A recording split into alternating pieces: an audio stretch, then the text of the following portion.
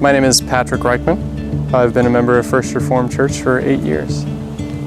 I live here on Whidbey Island with my wife Meredith and my 3 beautiful children, Madeline, Joanna, and Amelia.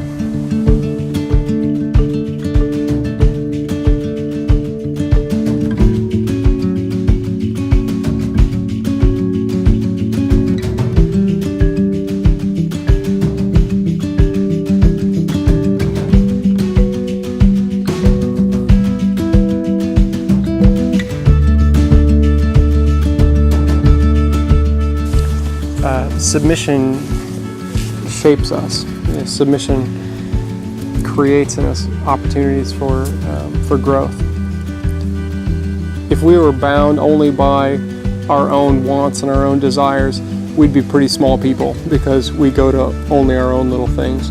And it's when we open up to the direction and submit to the guidance of other people that opens up both opportunities to serve and opportunities to grow into new skills and roles and do those things. So, when we talk about growing in faith and we talk about growing, you can't get away from submission to something outside of yourself and submission to God and submission in a real way to people in authority in your life as a component of faith. The role of those who have been disciplinarians, in my life and have told me things that I didn't want to hear, and the willingness to submit to that. It's painful. It takes time. You have to let yourself die, right, to participate in that. I had a mentor who, throughout high school and later into college, that would always come back to obedience is better than sacrifice. Obedience is better than sacrifice. And being obedient, being willing to submit, and it still comes back to me. I still think about the little cards that he wrote with that on it.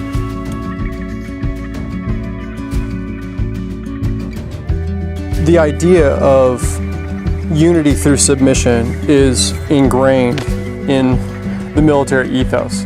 So we eat, sleep, drink, breathe that from the day that that we sign up. So the idea that so I had beautiful, in my opinion, shoulder-length hair, and for a little while in college, in Southern California days. Obviously, that's gone. But some of those things, those are simple cultural things that we say. This is part of how we dress. This is our custom. This is something that creates unity between us. And you see, especially early on in those formative stages, people that chafe against that and people that rebel against that and don't buy into and agree with the culture that says this is who we are. And if they don't buy into those cultural values, to those identities, then they never make it past that. And they never go on to become who they could be, whether in the Navy or they never go on to do a job that allows them to contribute and be part of a much bigger team. But it's the people that buy into that, oftentimes through the authoritative discipline that the Navy provides for them, or any military branch, that they become. So, okay, this is who we are. And I think that same thing is true. It's not about the military. The fact that when you begin to grasp and understand some of those cultural values, it says this is who we are. We love one another. We carry one another's burdens. Those kinds of things. We submit to authority.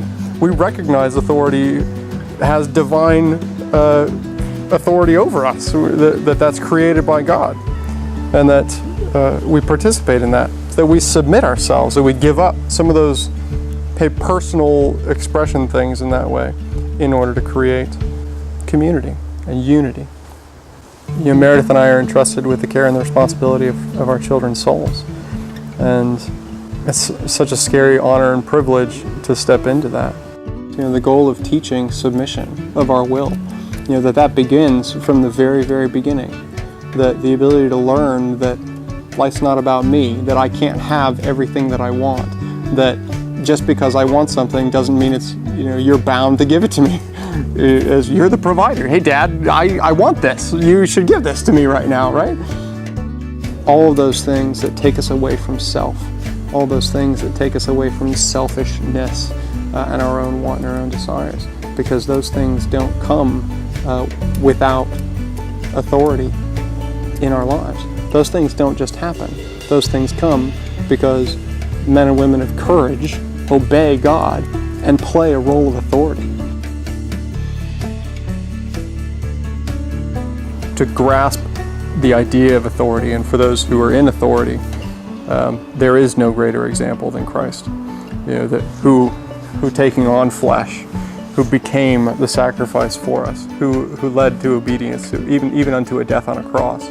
That kind of obedience as a model, as an example of authority. Yeah, so not only is God the authority of the universe, but He's also the example of how to submit to that authority.